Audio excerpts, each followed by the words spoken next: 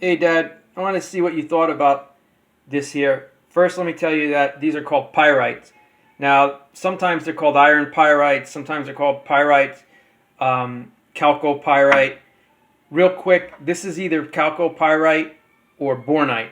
Bornite can naturally form like this, but I think it's chalchopyrite. And it has a similar look to this, but more of a stone than a metal with a brassy finish over it. I think it's copper or something. Anyway, they dip it in acid and they get this, which is really cool. So instead of having like a rock that's sort of brassy, it turns into this, and they can add a couple bucks to it to sell it. But it's like an tarnish, an oxidation or something, right, with the acid. This is a rock I found. Now, I can't tell if it's metal or not. I took pictures to get close up, nice look. To me, it's like, I don't know.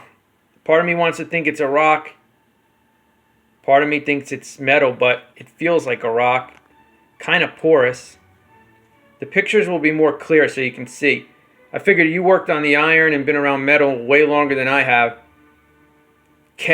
Does this look like some kind of metal to you? Or does it look more like a rock? Again, the pictures will be more clear.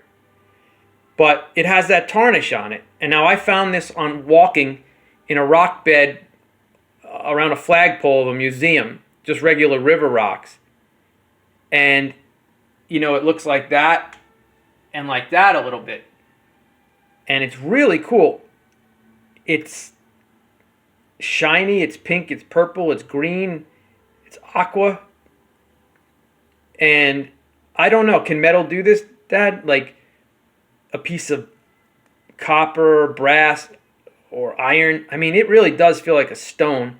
But again, who knows? You would know if iron or whatever was heated a lot. Now, I've seen slag, so I know it's not slag, and because slag is so metally looking, and that slag can have this kind of stuff in it, and it looks really cool.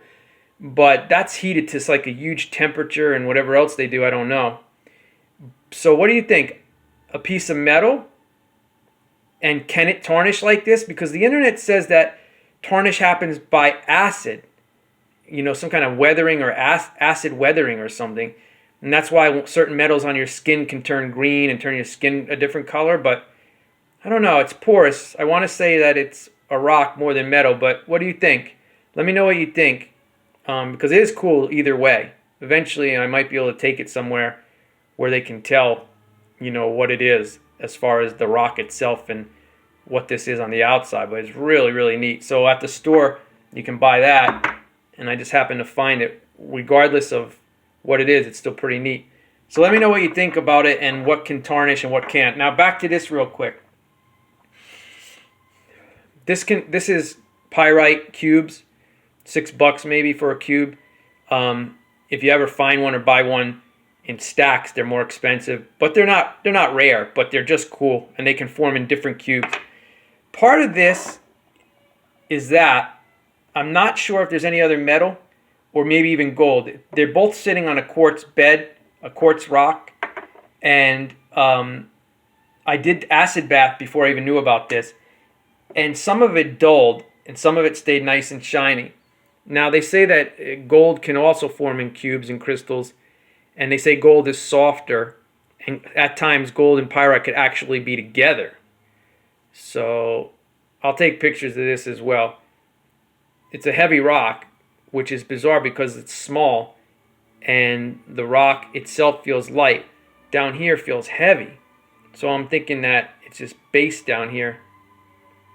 Anyway, it's really cool to find. I found it walking the railroad tracks. And one day I'll take it in to see if any of it has any gold plating on it, natural gold plating or anything. The pictures will show up hopefully better. Really cool stuff.